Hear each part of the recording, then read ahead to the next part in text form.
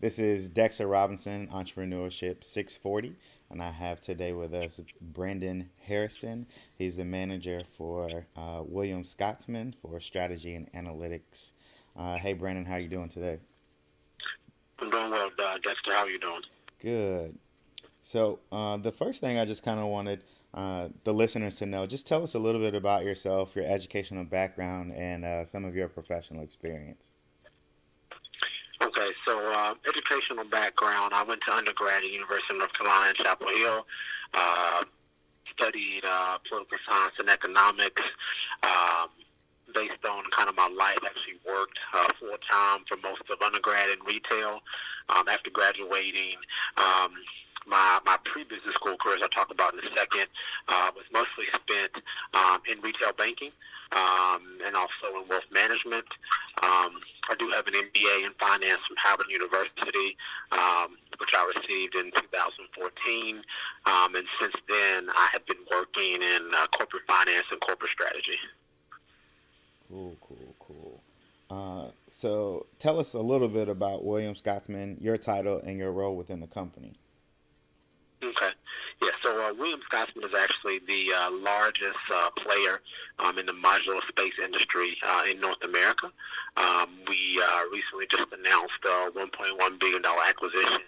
And so if that were to close, we'll be looking at a company with 120 offices between Canada, the U.S., and Mexico, and revenues of about $1.2 billion a year. As the manager of strategy analytics, my work is focused on a couple of different things. First and foremost, which takes up about 50% of my time. I am in charge of all of our revenue management, which is our pricing strategy for all of our current 100 locations, soon to be 120.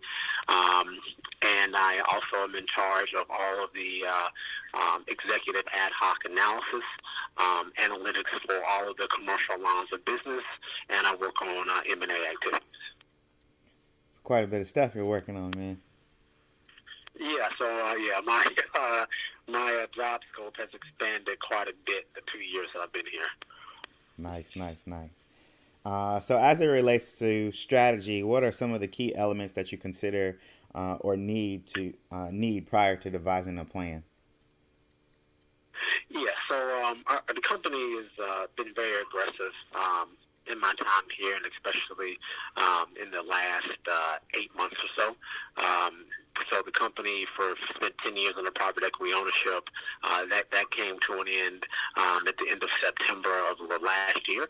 And since then, we have completed two acquisitions that total about $375 million. Like I said, we just announced a week ago another acquisition was $1.1 billion.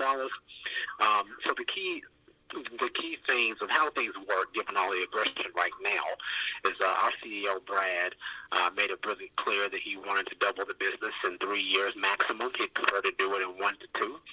And so me and my team, and with my manager, who's Director of Strategy and Business Development, we really kind of worked backwards from, hey, from the top, Brad, the CEO, wants to double the business in a very short order of time. And so from what we do is we've kind of, taken that, and then we work backwards. Okay, how can we double the business? What would it take to double the business in 1 year, 2 years? What is that combination of new products, acquisitions, and things like that to double that business from a revenue standpoint? But I've also worked to make sure you're doubling it at least from an EBITDA standpoint, which is a measurable profit. So it's been kind of that way, top down. We want to do this, and then we go out here and come up with different strategies, and that can get us there. And then it's a matter of optimizing those strategies when you think about the cost and then any constraints you may have in the marketplace. Awesome. So that actually kind of leads right into our next question. You had mentioned some strategies and things like that, and with the CEO kind of pushing to do it in a specific amount of time, I'm sure there's some, theory, strategies, best practices for strategy and analytics. But obviously, under this time crunch, have you developed your own kind of unique process or strategies that tend to work well? Yeah, so speaking of that, so what actually is done is given that to double a business and that quickly, there's really no way to deal without mergers and acquisitions. And so knowing that that's going to be a part of it, going to have to be a part, and then knowing that even still, to actually grow like that, you have to buy a business that's a strategic fit. So there's a bunch of analysis involved in that. But you need to be able to hit the ground running. So one of the things I actually spent about 4 or 5 months working on between late last year and early this year was to actually develop an end-to-end assessment of a potential deal to highlight risk and opportunities and things like that. But the bright side of it was that the actual model then also filters down into what the strategy should be from a company. So it highlights, hey, here's an opportunity based on if you were to buy this business and it's combined, based on customer overlap, based on the revenue from customers you don't know, based on price delta for one deal between the two companies, kind of where's your risk, where's your opportunity to push price. So it's just an end-to-end solution, and one of the beautiful things of it is you can actually deploy that solution, which we're actually doing with this deal recently just announced. You can deploy that solution before the deal actually closes. So what that enables you to do is do it in the clean room before the deal is totally consummated, and then once the deal is consummated, you already know what your strategy needs to be based on that tool that is spit out. So instead of you closing the deal and then going doing the analysis and then trying to find a strategy, you have a strategy that's going to be, 95% baked to be able to hit the ground running once the deal is actually closed. So it would help ramp up the synergies from a cost standpoint and also from a more like I focus on a revenue management standpoint, so you can hit the growth that Wall Street is looking for quicker than expected. Wow, that sounds pretty intense. Yeah. So, have you ever worked with any startups or small businesses before? And if so, what kinds of businesses were they? So yes, I've definitely done that. So entrepreneurship is still a focus in the end game for me. And so what I was doing most recently is I actually worked from idea phase through launch, through working to secure Series A funding, and hiring executives for a startup called Pegaloo, which was, I say was because we made a decision to shut it down, but it was a last mile logistics company launched and headquartered in Washington, D.C. And so, like I said, I worked with the founder CEO from just the initial, hey, I think this is a problem. How can we attack this problem? What should we name the company? How should you structure the company? Who should be hired to be CTO? What is the pricing strategy? What is the customer acquisition cost? Built the first financial model. Worked on all the pitches to investors. Feedback on marketing strategy as far as the site goes, and even delivered some stuff to customers. So that was something that over the last 2 years took up a big chunk of my time. And then in addition to that, I have my own holding company where I was focused on acquiring an existing specialty manufacturing business and trying to buy it outright. So entrepreneurship is something that's a big focus of mine, and will continue to be in my career. Awesome. So, what are some best practices for startups as far as strategy and kind of projecting future success? So to me, and like I said, I'm still working on that and still getting better. The best practices that I would say is that you want to, if people say it, it's kind of become cliche, but this last experience has made it more real to me, is to fail fast. And what I mean by that is you want to, as quickly as possible, get your minimum product out there in the market, and see how actually the customers are responding, see if you can actually, have the pricing power that you think when you're building your models, to see if you're creating the value for the customers needed. Because the sooner you can figure out if there are problems, and then if you can overcome those problems, the better it is for everybody. So that's the key strategy in my mind. Number one is to really try to fail fast. And then the second thing is, given my background is more finance related, is to from the very idea on, is to really have a focus on is, can this make money? The very few startups are going to be able to get the funding that like a Uber or somebody has had, where they can just operate at massive losses for an extended period of time. So for everybody else, you want to be able to, from the initial idea phase, when you're building the concept and the models before you even have the product, is to think and be realistic as possible as to what you think you can get in the market, and then what that cost would be, to see if it even makes financial sense before you really get started. Because if you're losing money, it's going to be really hard to get investment, which is something we also experience with peg loaders. We're losing money unless you're like an Uber. Most investors aren't interested in sinking their money in something that you're saying, hey, it might take a super extended period of time to make a profit. So. Awesome. And then kind of staying on the idea of like startups and small businesses, are there specific documents and procedures that are must-haves prior to starting a business, in your opinion, as it relates to like finance and strategy and analytics? Finance and strategy and analytics, to me, it kind of deals with financing. And it also deals with strategy. I think the main thing is just the organizational docs. From a standpoint of, a lot of times with this, you need to figure out, who's putting up what capital, and how much, and then out of the initial, hey, we have this startup here and we have X number of shares, who gets what. I think that is a must-have document. A lot of times, you're trying to fail fast and you're moving quick, and that stuff kind of gets done later, and then there's a lot of assumptions made. And so, you just want to have all that stuff really, really buttoned up from a structure and then an equity standpoint, who's putting up what, well before you get to where you're pitching to investors, because they're going to automatically dilute anything that you would have had. Gotcha. So one of the conversations that I know we've had before, when you were trying to explain a little bit about kind of what it is that you do when you're looking at like contracts and things like that, is kind of trying to find like some of the loopholes in like contracts or agreements or whatnot, and how you can leverage those things so you end up on the better half of that, or just try to avoid like risk. So in the reading that we were doing, we're reading about angel investors and some of the things that they're thinking about. Could you think of any kind of advice or things you've experienced as far as the negotiating phase of that, and just kind of being mindful of everybody's trying to get the best outcome possible for each side? Yeah, to me, yeah. So you're thinking about this from this is a big deal on the entrepreneurship side. It's even a big deal in my day-to-day job, given that I manage a vendor relationship that costs the company about $500,000 a year. You really need to understand all the language in a contract.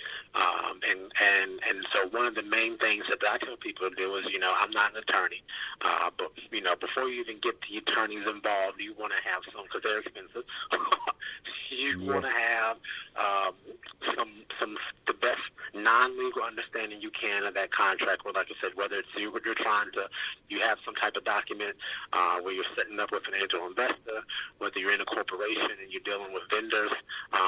So you want to understand that. My key strategy for all that is I go in and I find every verb in that document, which there's usually a lot, and those documents can be pretty big. So I go in and I actually highlight every single verb, and then I read everything around that verb over and over and over again.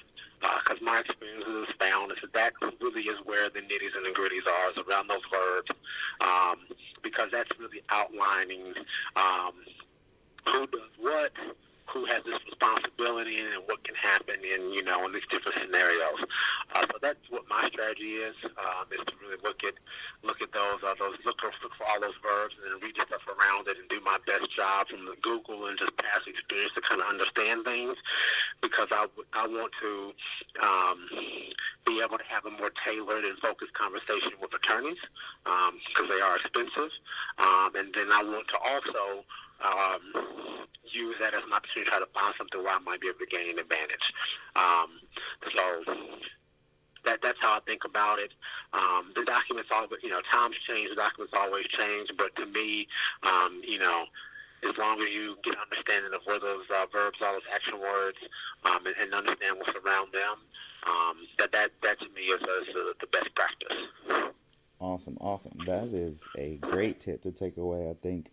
So going back to the questions that I previously gave you, what's the most creative project for a startup that you've seen or worked with? The most creative project that I've seen, haven't worked with, but just so that's kind of from a pretty good distance, but somewhat close, knowing the guy, would actually be the company Listener.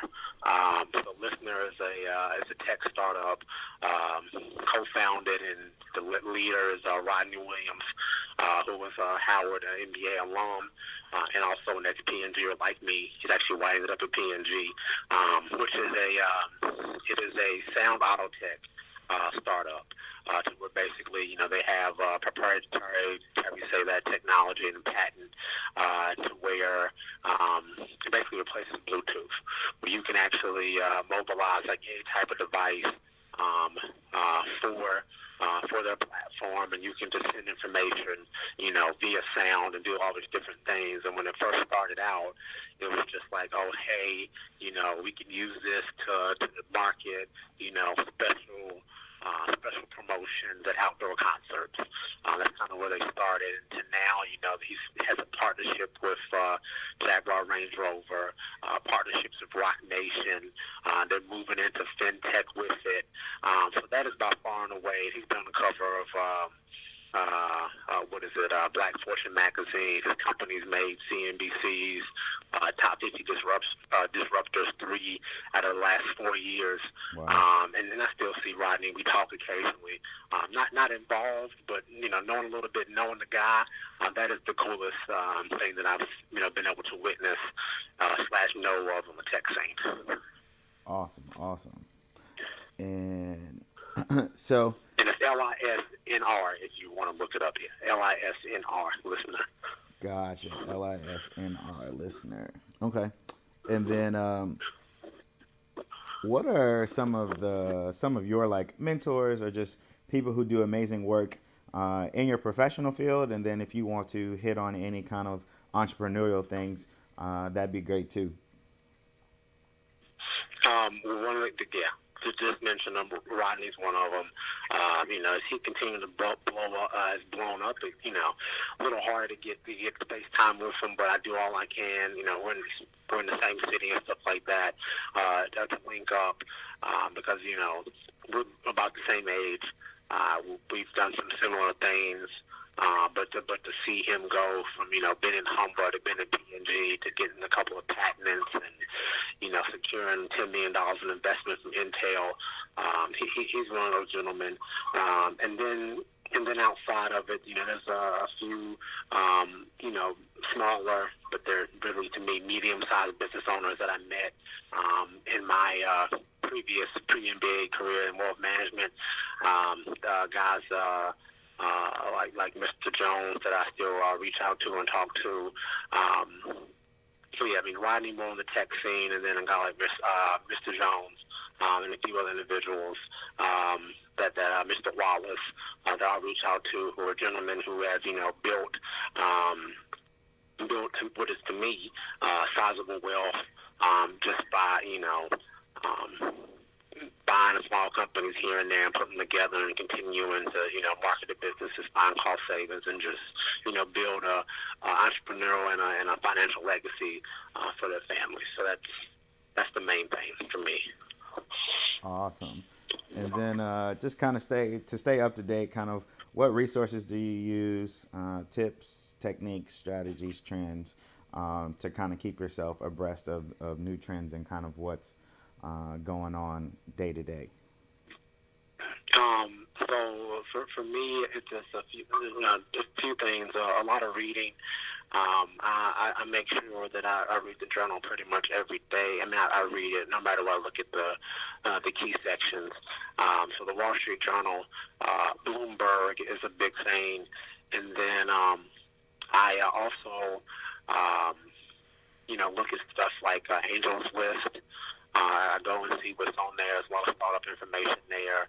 And then I try to be strategic about who I follow on LinkedIn so I can see, the right type of news. And then the companies that I have follow on the app, Seeking Alpha, since it blasts a lot of the articles to me. So, I make sure I follow, the larger tech companies everybody knows. So, the Googles, the Facebooks, the Microsofts, Intel is on there, and other people, the larger ones that are public, because it lets you know any relevant article for these companies comes out. So, when they're looking to do acquisition for some of these smaller startups or things like that, you can see it. Tesla's another one that I follow. Actually, everything from Elon Musk is something I follow. So that way I can see the articles which are relevant to them. And then, making sure that, at least every other day, and then once a week if things are really, really crazy, reading the entire tech section in the Wall Street Journal, just to see what's going on, what deals are happening, what people are buying, and what tech's been talked about. So. Gotcha. And then last two questions for you. The last formal question, if you will, is if there was a tip or two you could share with startups and entrepreneurs, what would it be? Startups and entrepreneurs. Yeah. Well, with entrepreneurs, I think I'd focus more on entrepreneurs. I think if you have a startup, you've already done kind of the most of the things I would say. So to entrepreneurs and design entrepreneurs, it would be, just do it, just launch it, just make it happen. So that'd be number one. And then the number two thing is that, and something that you're much better at me at, that I'm trying to get better, is to focus on your networking. And the reason why I say that is you are not going to master everything. You need to quickly make a decision of where your strength lies. So what things that you know, what things that you had the best propensity to become an expert in. And the networking thing is for you to go find the people to fill in your gaps. Because you're not, if you come up with a great idea, if you're doing too much of it, you're never going to be able to scale it, because you just can't be the sole person, in charge of all the financials, all the marketing strategy, and all the operations of a company that's actually growing and going to get to a good size. You just can't do it. So network and things like that as an entrepreneur is going to be huge. You want to launch something, you want to network, so that way you have an idea that you really want to pursue, that you're going to have people with different skill sets, different expertise that you can pull in, and you folks can have a team that's going to quickly get something out there to fail fast. And then if you don't fail fast, have the team needed to actually help that thing go ahead and ramp up to the next level. So. Gotcha. And then so our last informal question is really more so, are there ways that people can engage with you, kind of keep up with things that you're interested in or doing kind of in the entrepreneurial world? Yeah, so the best thing to do is just to text me more than anything. I do a really bad job, and you know me really well, so you know this is the truth. I do a really, really bad job of my professional social media. My LinkedIn page is real professional. I have a professional Twitter, but I very rarely actually keep the stuff I'm really doing on there. Funny thing is, actually, recently interviewed for a job, and I was on the whiteboard talking about Peglu stuff, and the interviewee, I was like, "Oh, this is great," and he was like, "But that's not on your resume or LinkedIn anywhere." I was like, "Yeah, it's not, but but I do it." So, and he was, and this guy would actually be my boss. He's like, yeah, you should add that. But that really wasn't a request. It was more like of a directive. So yeah, I'm going to do better with that in the future, of actually making sure that my professional social media is up to date and talking about the things I'm really doing. But outside of that, just text me. I mean, I do my best to respond to people. I try to be an open book. So if you text me, I'm not going to answer the phone. But if you text me, I will get back to you. Awesome. And then just for those that are listening, what's your LinkedIn and your professional Twitter? Of course, you would ask me those two questions. Crap. I think they're both B.L. Hairston, right? You know me. Is that the right answer? I know we're in an actual interview here. So, hold on. Nah, I think for your LinkedIn, people can just use your first and last name. But yeah, you can use my name, but I do. I would say I'm halfway there on this stuff. I do have that custom URL for LinkedIn. You're supposed to have. Twitter, you can find me at BL Hairston, and I'm pretty sure that my LinkedIn thing is about the same. I'm pretty sure they're the same thing. So I think the URL, if you stick in the at BL Hairston, it should pop up. But yeah, at BL Hairston at Twitter, and I will be. I'm going to be more active. Yeah. Cool. Well, we thank you for your time, man.